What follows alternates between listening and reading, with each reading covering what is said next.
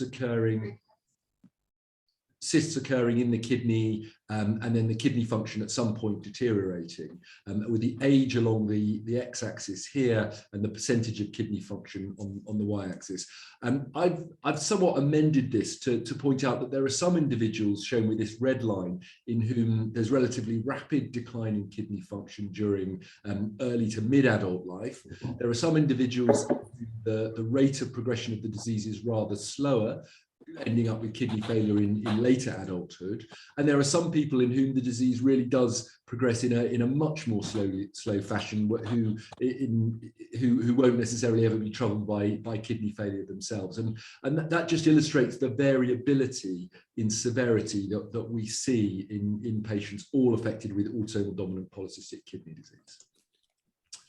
Now, and I'll come on to some of those factors in a few minutes. Now, Tolvaptan is a drug that blocks a hormone released by the brain called vasopressin, or antidiuretic hormone.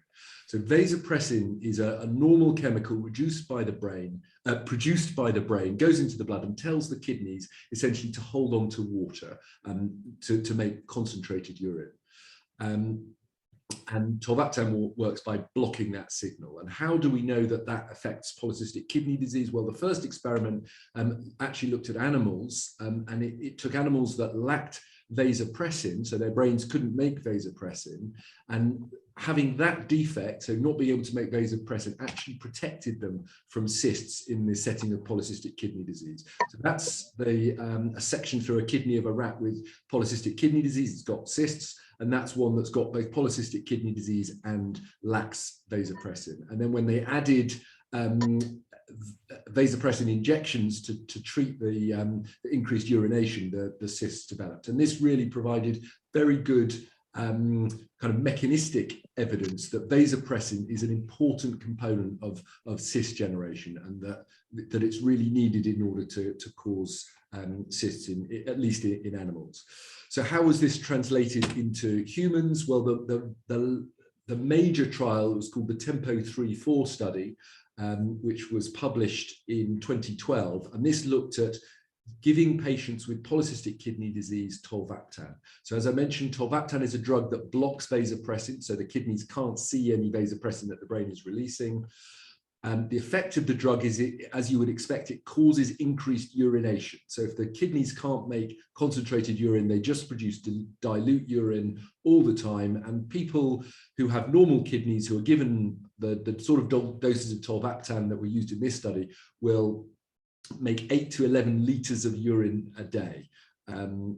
The amount of urination is actually reduced as kidney function declines. But the reason I'm stressing this is because this is not like a blood pressure tablet where one wouldn't expect to see side effects. There's a very clear impact of just taking the drug. So in this study, they took 1,500 patients with polycystic kidney disease with well-preserved kidney function, so their estimated GFR was above 60, and they all had big kidneys, suggesting that they had rather aggressive disease, and they were randomized to get either Tolvaptan or a dummy pill, a placebo, for 3 years. And this slide is a bit difficult to interpret, but essentially the blue dots along the y-axis, so up the side here, you're seeing the change in kidney function, and along the x-axis, you're seeing months from initiation of the trial. And what you can see is that over a large number of patients, the patients given the placebo, their kidney function came down slightly more than the patients who were given Tolvaptan. So when they crunched the numbers and actually replicated this in a second trial, it became pretty clear that in this group of patients, so people with polycystic kidney disease, large kidneys and well-preserved kidney function, and actually less well-preserved kidney function, the kidney function decline is about 30% less rapid on Tolvaptan than without Tolvaptan. They also saw reduced rate of growth of the cysts as well. That was in fact the primary outcome for this study. And they very clearly saw a reduced, sort of about, again, a 30% reduction in the rate at which patients complain of significant cyst pain. All consistent with this drug reducing the severity of the disease, or reducing the rate of progression of the disease. And it's very clearly not a cure. The patients who are getting Tolvaptan in this study still progress. The blue line is still going downwards. It's just not going downwards as fast. It's also important to mention that there's no receptors for vasopressin in other organs. So this drug doesn't impact on liver disease in a way that's detectable at all. And it also doesn't impact on other non-kidney effects of the disease. They also noticed, so the point of doing a randomized trial is to look at the effect, the beneficial effects of the drug, but also to look at the safety of the drug. And they did see an unexpected safety signal, which is that 2 out of the 1,000 patients given Tolvaptan developed severe abnormalities of their liver function test, suggesting that their liver cells were becoming damaged in some way by the drug. Those changes reversed when they stopped the drug. But since seeing that signal, it's really important that all patients on Tolvaptan have their liver function checked monthly for the first 18 months of treatment. And in clinical practice, we do see occasionally, and it is occasionally, liver function tests going abnormal. And that always resolves when we stop the drug if the cause is the drug. I should also say at this point that the drug has not been tested in people who are pregnant or breastfeeding, so it's not known to be safe in this environment, in this context. So it's not generally offered to people who are either pregnant or think that they're likely to become pregnant in the near future. So if that's the effect of the drug, the obvious question is who benefits from treatment? Well, I've put again my notional disease trajectory slide here. So again, just to remind you, along the y-axis, you've got percentage kidney function, which you can say approximates to eGFR, and then you've got the age along the x-axis. If the drug is started late in the progression of the disease, that is when somebody's already got very reduced kidney function, then reducing the rate of damage of the remaining kidney function provides relatively reduced benefit. There's some evidence that it does actually provide benefit down to a GFR of 25, but below that, it's really not clear how helpful it really is. Clearly, if you start the drug in somebody who's on a rapid trajectory and you start it early, then potentially there can be a substantial benefit, because if there's 30% less rapid progression over many, many years, this could potentially result over potentially decades of treatment in really substantial benefit in terms of delaying kidney failure, perhaps for many years or even decades. Similarly, if someone is on a slow trajectory already, the trial and subgroup analyses showed this subsequently, that the benefit in terms of reduced rate is rather small. And in people who are naturally progressing slow enough, actually there's no measurable benefit to initiating Tolvaptan. And in that patient group, you might expect to cause the side effects without actually doing them any good, really, in terms of reducing the rate of progression.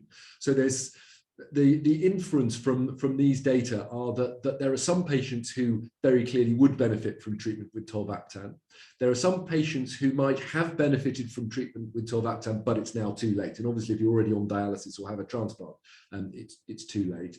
And there are also some patients who probably don't need Tolvaptan, and the benefit that they would get from it is so small that the disbenefits, that is producing 8 or 9 litres of urine a day for potentially many decades, doesn't really justify that treatment. There's also obviously a cost implication of treatment, but given how expensive kidney failure is to the NHS, I don't think that that's actually a major consideration in the decisions, at least in the NHS, of who gets Tolvaptan and who doesn't get Tolvaptan, although clearly it has a factor. So what are the factors that influence which trajectory a person is on? Clearly, you can't wait and see how their GFR has changed over the course of their whole life, because it's too late. So there are factors that we know predict more rapid progression. And people with big kidneys, we know are at increased risk of rapid progression compared with people with less severe cystic change in their kidneys. And we also now know that the type of genetic change has a strong influence on prognosis. So these are data published almost 10 years ago now, which show that on the y-axis here, instead of percent kidney function, you've got probability of not needing dialysis or a transplant. And what you can see is people with what are called PKD1 truncating mutations. Those are the more severe protein shortening changes in the PKD1 gene. Around half of those individuals will need kidney failure treatment by their mid-50s. People with milder changes in the PKD1 gene, they'll be typically in their 60s on average before they need dialysis or transplantation. And people with PKD2 mutations are much less likely to need kidney failure treatment until they're really quite a lot older. So there's a very clear correlation between the type of genetic change and the likelihood or the age of kidney failure, and that's in a large cohort. So there's over 600 people in this. I should also point out that PKD1 severe mutations are the most common sort of gene changes that we see in patients with polycystic kidney disease. So only about 20% of people will have the milder PKD2 mutations. And yeah, those lines just sort of illustrate the age at which 50% of these groups are needing treatment for kidney failure. However, we can look at the data in another way, and this is a really nice study published quite a few years ago now, looking at individual families, some of which had a change in PKD1 that was present in all the affected people in the family, and some of which had changes in PKD2. And the dots or the triangles here show the age at which a person was started on treatment for kidney failure. And what it illustrates is that, yes, the PKD1 is associated with, on average, younger onset of kidney failure compared with PKD2.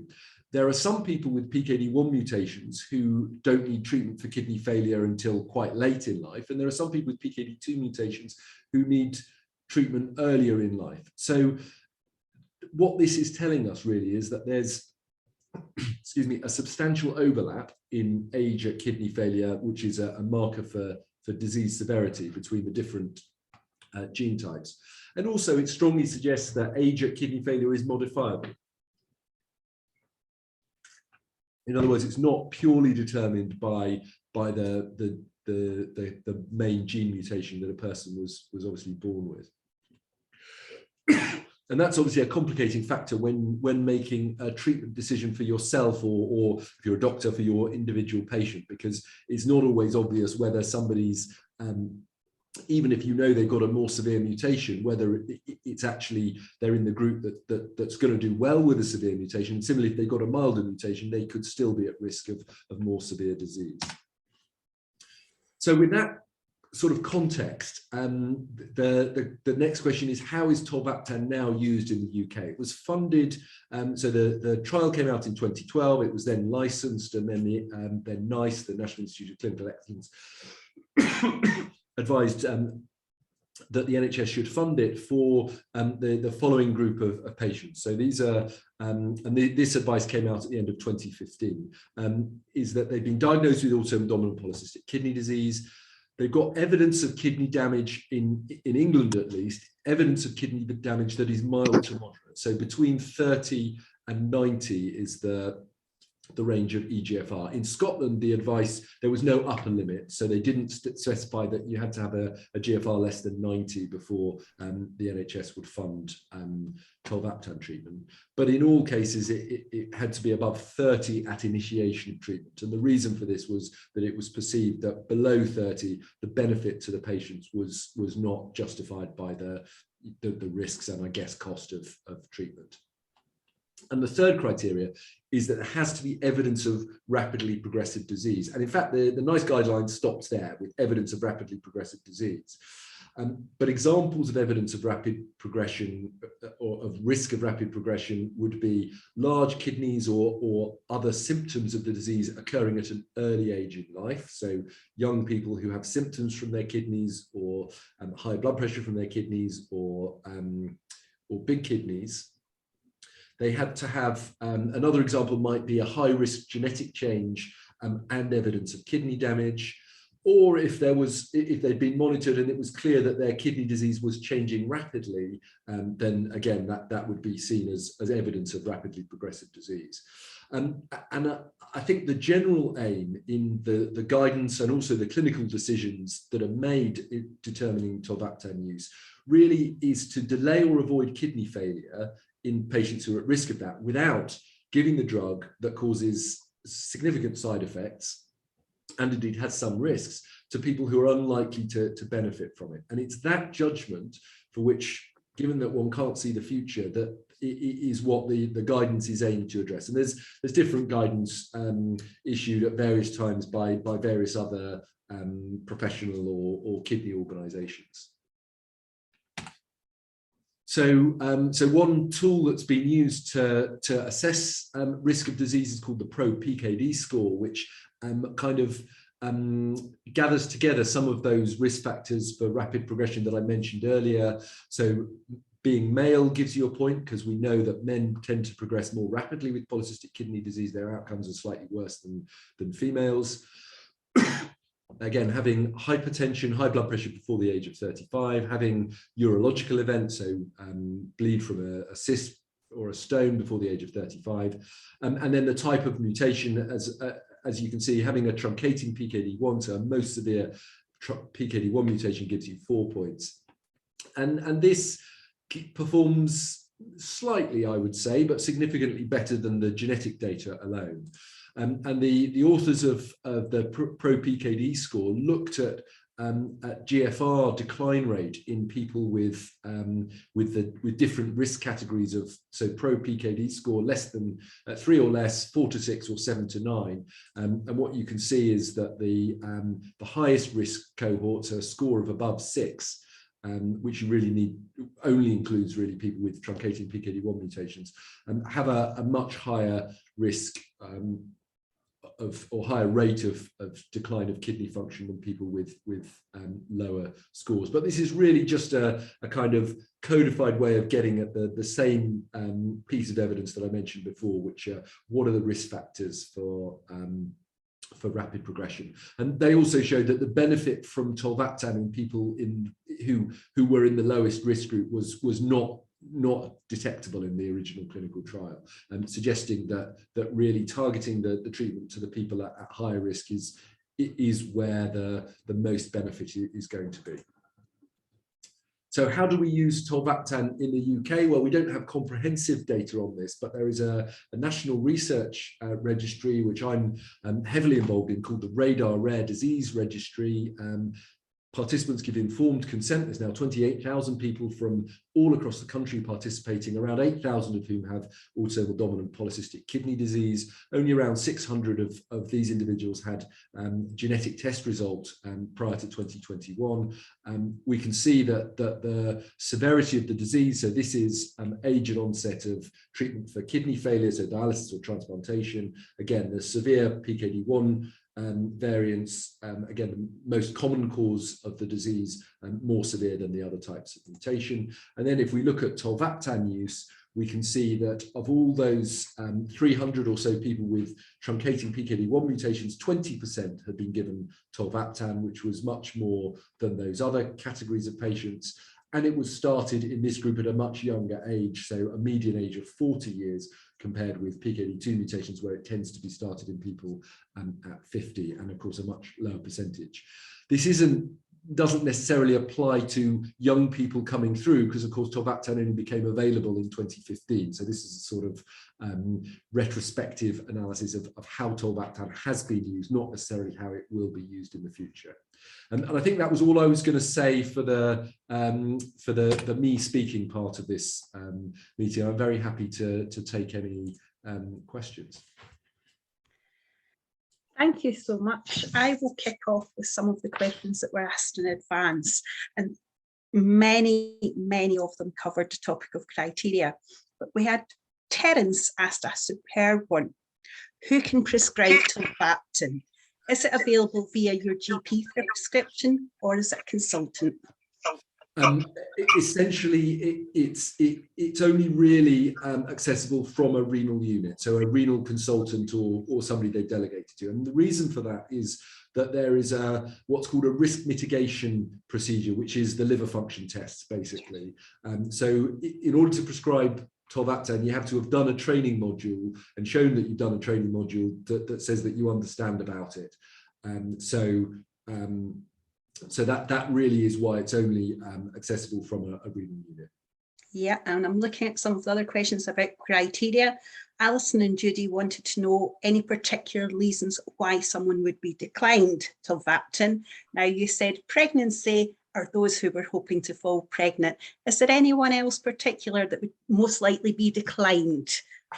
I mean, I'm not sure about the word declined, but essentially the way my reading of the way the guidance, the funding guidance from NICE is written, is it's about identifying the patients who are most likely to benefit from treatment. And that clearly is an imperfect science because we can't see the future. But essentially, people who've already got kidney failure or kidneys are so badly damaged that their capacity to benefit is very low would probably not be offered the drug. And in England, at least, if your kidney function is normal, then that wouldn't put you in the category of people who are treated. It's slightly different in Scotland. So that means if you've got an EGFR above 90, then you wouldn't be offered the drug in England. So it's only once enough kidney damage has occurred to drop your EGFR below 90 that you would be offered the drug. And you know, it's possible to debate the pros and cons of that policy, and you can see that Scotland and England have come to different conclusions about that. But those are the main reasons. And obviously, if you've got, there are some other drugs that interfere with it, which is unlikely. There's also if you've been allergic to it before, or if there's particular concerns about your liver function, or if you've got bladder problems, or perhaps even some occupations where going to the toilet that frequently would really prevent you from working. Those might be reasons, but I wouldn't say that you'd been declined the drug. It would just be a question of were you suitable for the drug would be the question. And that would fall into nicely. And it was Louise, again, asking about guidelines. Her EGFR bounces around a little, but it is a downward trajectory. And she's having a little resistance from her consultant. What would you recommend? Is it time just to have an open conversation with them?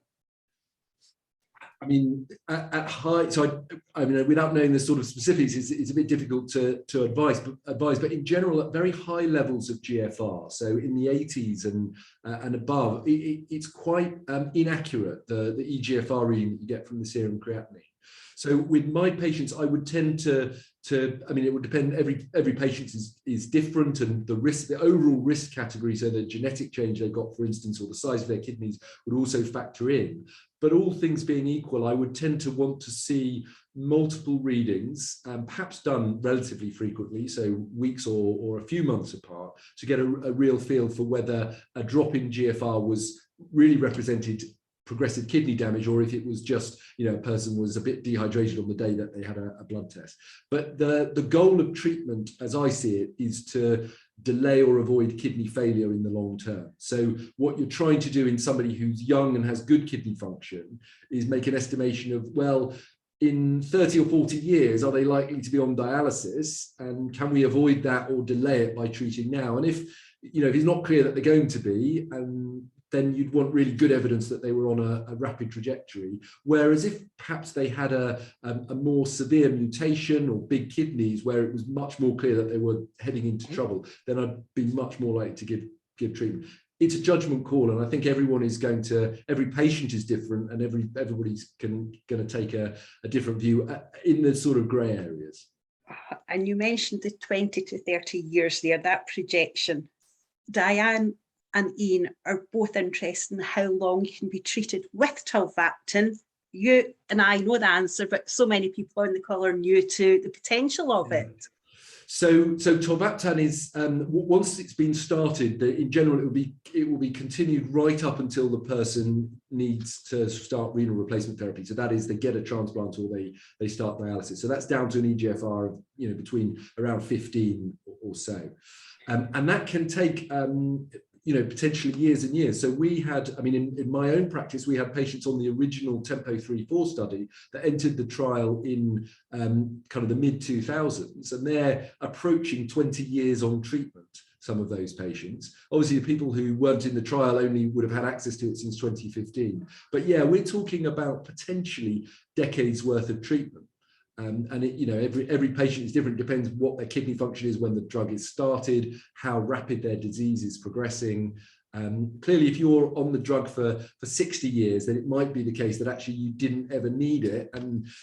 But in general, there isn't a time limit for taking the drug as far as we know. Which brings us nicely on to the topic of taking a break.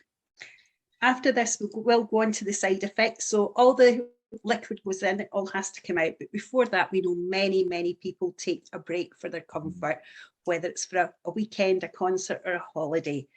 Is it detrimental to take that short break? I mean, I think the simplest and most definite answer is that if there's a period of time where you're not getting the drug that slows progression of disease, then your disease is going to progress more rapidly during that break. And I think that's pretty clear and uncontroversial.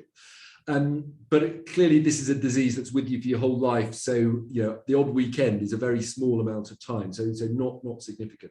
I think there is a question about whether going on the drug, coming off the drug, it can do more harm than never having been on the drug at all. And the reason for that is that what the drug does is it blocks the hormone's interaction with the kidney. It doesn't block the brain producing the hormone, the ADH hormone. So if I took a cohort of people who are on Tolvaptan, they're peeing a lot of urine, they're drinking a lot, their ADH, their vasopressin levels are going to be really high because their brain is going to be saying, hang on, we need to hold on to water. That's why you're thirsty. So if you then stop the drug, then all that ADH that's around will then bind to the receptors in the kidney and be the little, progress rapidly signal to the kidneys. Now, we know that ADH levels change very rapidly, so I'm not sure how big a problem that really is in real life. So that's a sort of long-winded way of saying that I don't really know how harmful taking a break is. What I advise my patients in general is that if you've got an annual holiday booked, which involves perhaps a long flight, then it is reasonable to come off the drug for your annual holiday, or perhaps for the flight to your exotic getaway in Tahiti or whatever it is you've got planned. The amount of harm that you'll get from doing that is probably too small to be measurable. And obviously the benefit of not being on Tolvaptan while you're sitting on an airplane for 18 hours is enormous. So I think in that context, it's reasonable to take a break.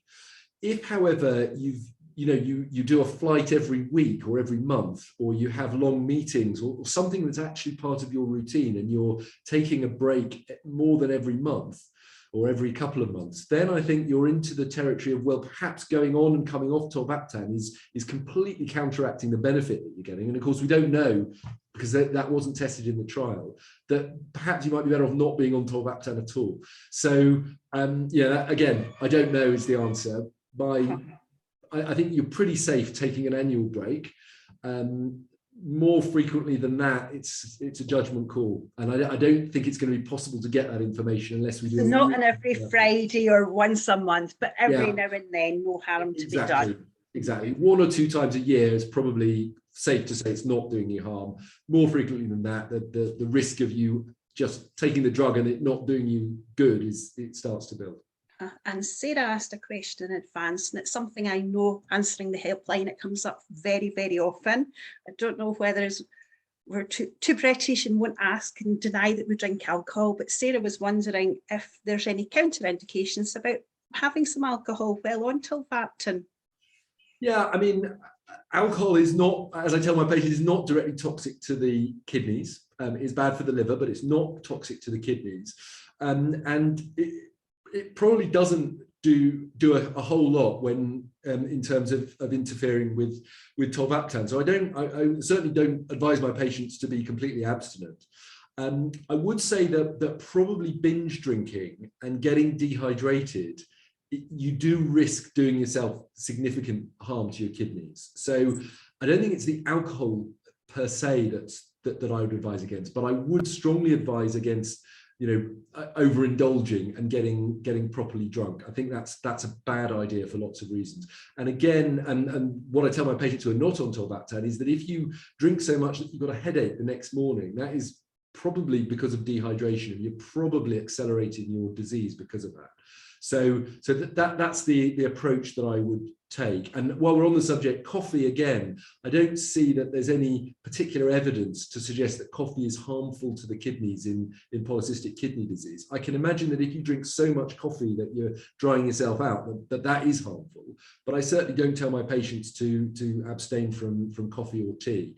I would just say you're probably not equipped to deal with large quantities, so keep it minimal or moderate. Now that we've spoken about dehydration, hydration and urination, huge topic. Everyone, as soon as Tolvaptan's mentioned, think, I'm going to drink gallons of water and I'm going to wet myself. That is the common thing that comes up.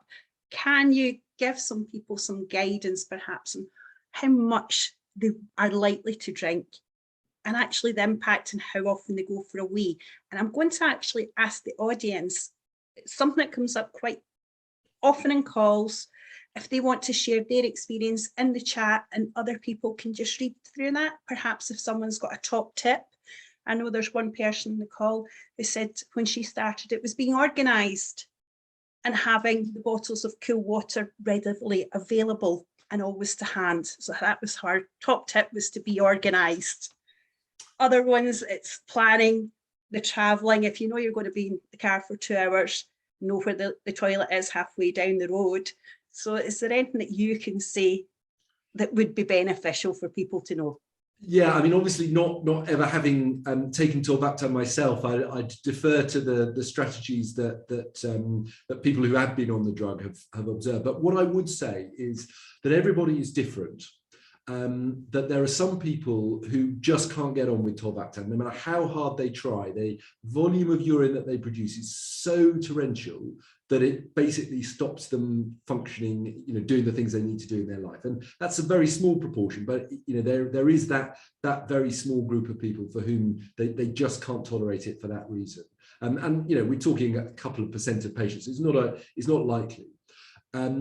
Most patients do tolerate it and do get on with it. And once they've been on it for a few months, they've adapted their life and their routines, and they know, the new normality for them, which is that they can basically manage and take it in their stride and, go and see a movie in a cinema, and perhaps they have to get up once to pee, but that's okay, without it really being too disruptive.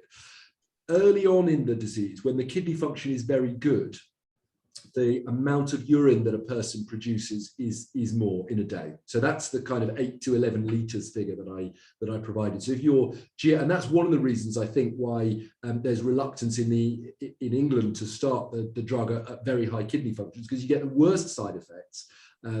Because the kidney's filtering more urine, so it has to reabsorb more. So the hormone is blocking that hormone, means that more is produced. And I do advise my patients, when going on to Tolvaptan, to do it over a weekend or a period where you've not got long bus rides or work meetings to contend with, so that you get a feel for how it affects your body, so that you don't get put in an embarrassing situation or whatever. But in general, almost all the patients that I've looked after get on pretty well with it and adapt to it. But as I say, it is tough for some people. And before we move over to live questions or those that have come up in the chat, Gillian, Anna Maria, Mark and Miriam were all asking, is there any benefit over Tolvaptan over drinking lots and lots of water? Yeah, I mean, this has been talked about ever since Tolvaptan first became tested. And in my view, the Tempo 3-4 study did answer that question. And the reason for that is that the people who got placebo were told, this is a drug, this might be a drug that makes you pee a lot, and drinking a lot and peeing a lot is thought to be good in the disease. So if you look carefully in the small print of the report of that trial, a substantial proportion of the placebo group actually came off the study because they peed too much. So and the benefit of Tolvaptan that I showed you, the 30% rate reduction, was between people who were given Tolvaptan and people who were given placebo, many of whom would have drunk more. And of course, clinicians have been telling people with PKD to drink lots for many, many years. Added to that, there's actually now been a clinical study recently published of sort of physicians telling patients to drink more to see if that impacts on progression in PKD, and it didn't see a signal. There's lots of reasons why you might not see a signal, but I think the question of whether Tolvaptan is more effective than drinking, it has been answered, and it's been answered very clearly in favor of that Tolvaptan is more effective. And the biological reason for that might well be that your vasopressin levels, we've all got vasopressin all the time. We can't get rid of it even when we just drunk a massive load of water. So Tolvaptan will block even that ADH from acting. Excuse me. So I think that probably answers the question. That's not to say that drinking doesn't do you good, but Tolvaptan is clearly better. Right. And something else, alternatives to Tolvaptan. And I think it was 3, Victoria, Gabriella and Susan, wanted to know, is there any improvements in the drugs or any alternatives that coming near approval? Unfortunately, we know there's nothing in the pipelines. There was a study that was taking place, and recently stopped when it reached the kind of patient trials in the UK. It was stopped just prior to that. So unfortunately, we've nothing in the pipeline unless... Well, I wouldn't be quite as downbeat as that. I mean, there's no other licensed drug, so that's clear that Tolvaptan is the only one with good evidence of benefit. We know that blood pressure control does impact beneficially on disease progression, and there are lots of other potential therapeutic targets or ways in which the disease can be modified that might protect patients a lot in the future. Now, the reason, in my view, the reason why we've had quite a disappointing few years with trials being pulled and not progressing is really the success of Tolvaptan. That what Tolvaptan has done is it's meant that in order to show, for a new drug to show that it's beneficial, it has to be beneficial on top of Tolvaptan in order to really have a realistic chance of being widely taken up. Now, genetic technology, for instance, is moving very rapidly. We've got gene editing in, not for having children, but in adults. There's gene therapies, there's all sorts of therapeutic modalities that are being developed. So, you know, yes, the news is not great in the short term. There's nothing around the corner for the next probably 5 years. But I think if we're having this meeting in 20 years, I'd be really, really surprised if there aren't drugs that are much better than Tolvaptan. Maybe I'm just optimistic, but if you look how far medicine's come over 20, 30 years, I think the long-term future, I think, is still good. I'm with you in that optimism. I can remember when my husband was diagnosed and there was nothing. When my daughter was diagnosed, there's Tolvaptan. So things do change. Yeah. Which is fantastic to see. Now, Tess, you've been monitoring the chat. I don't see any raised hands from any of the participants on the call. So if anyone has any questions, if they'd like to raise their hand at the moment, and I'm sure Tess will bring 1 or 2 questions out that have been in the chat. Yes, just picking up on a few. There were a few questions around genetics, whether genetic testing is offered to all PKD patients. Somebody who'd had a genetic test but wasn't sure whether it was PKD 1, 2 or truncating. So any insights around the genetics? Yeah, so historically, genetic testing has not been offered to patients with ADPKD, except for very specific reasons. And the reasons for that have been that it's expensive to do because the PKD1 gene particularly is so big and difficult to sequence, and also because there are so many PKD patients, and that doesn't seem like a sustainable situation at all. Unfortunately, in the UK, there's been a real game changer, which is the introduction of the National Genomic Medicine Service.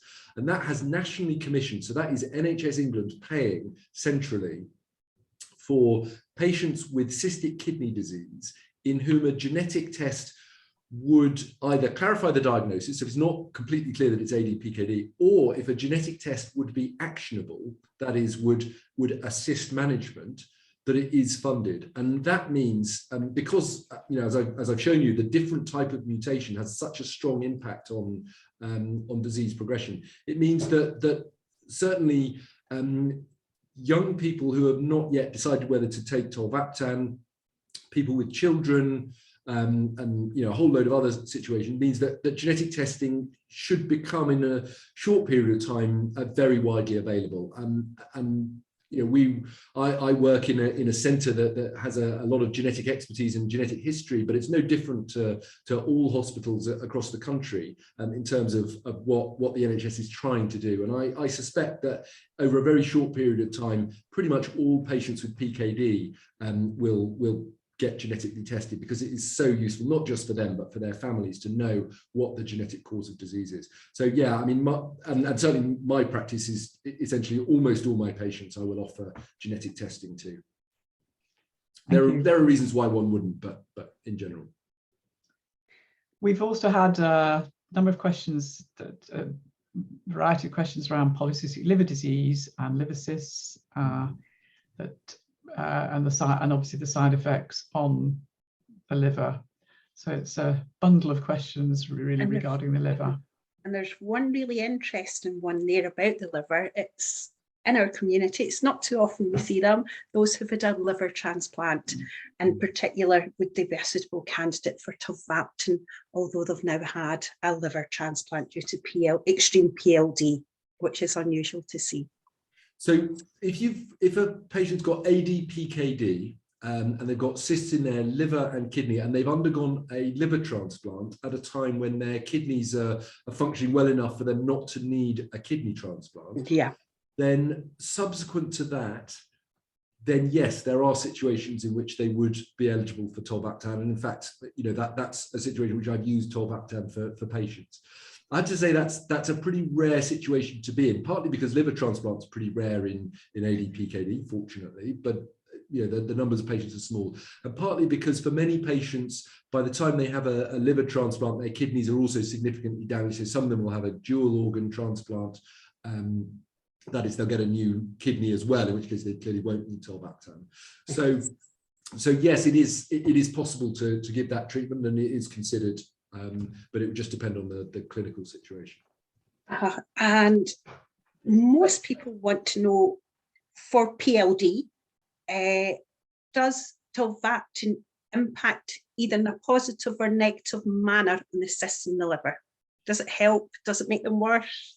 So I don't think it helps in terms of cyst enlargement. And the reason for that is that the liver naturally doesn't respond to the vasopressin hormone, so it doesn't have the vasopressin receptor, which is what Tolvaptan binds to and blocks. So there's no particular reason to think that Tolvaptan would reduce the liver cyst size or burden.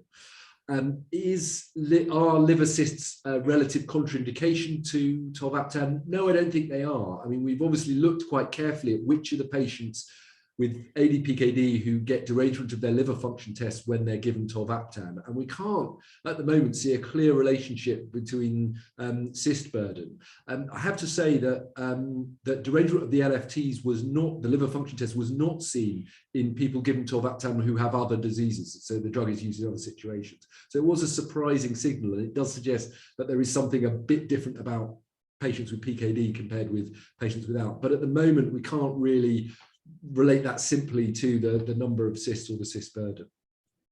Thank you. We've had a couple of questions about dosage, and rather interesting. A couple of people have asked, they're tolerating the maximum dose already. Is there any benefit from increasing it? And we've also had a question regarding the optimal dose to benefit.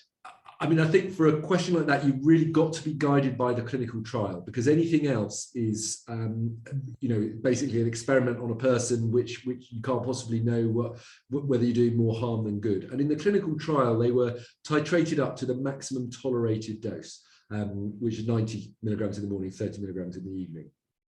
And I don't think that there's any evidence to suggest that increasing the dose beyond that would provide any additional benefit. And there's theoretical reasons to think that it might increase the risk of adverse effects. Is that, am I certain I'm right? No, I'm not sure. If you're talking about a person who's really, really big, you can imagine that they might need a bigger dose to get to the same effective dose, but we just don't have the evidence. So certainly it's not my practice to ever give a higher dose than the trial dose. In terms of people who can't tolerate the top dose, what we do is titrate up to the maximum that they can tolerate. And then the assumption is, and this is supported by the clinical trial, that they'll be in the group that gets the benefit from the drug. because the trial again was it's called intention to treat, where they were given the maximum dose that they were able to tolerate, and then that was what was compared with the placebo. So yeah, we would go up if a person can't tolerate a higher dose, we'd come back down a dose and then maintain them on that slightly lower dose or very low dose if necessary. There's been a couple of questions about other types of side effects apart from the liver enzymes. Somebody was asking whether too much urination could be harmful, but obviously there were some adverse events noted in the trial. Is there anything that you would recognize or advise patients to look out for?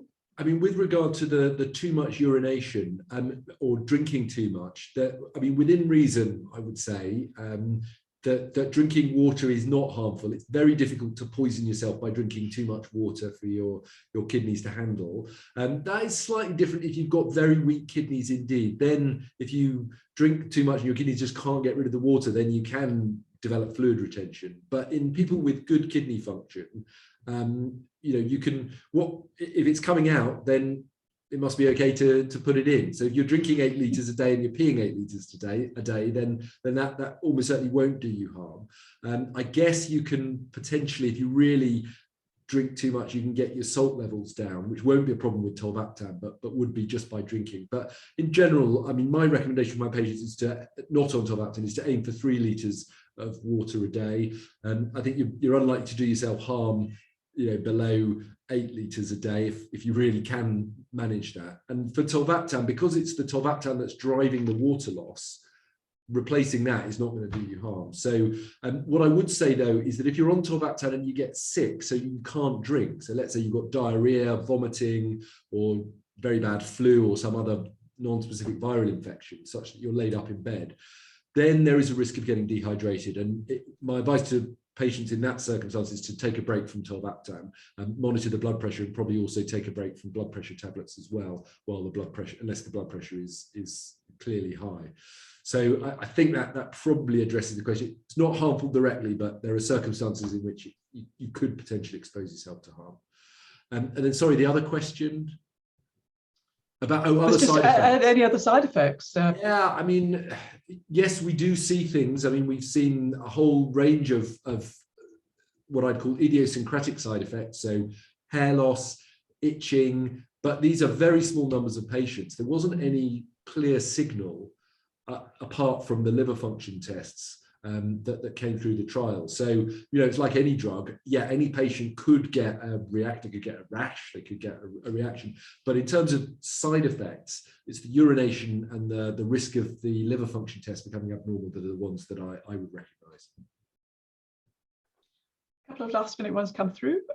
Someone struggling to drink just water. Is it detrimental to drink squash or fizzy drinks?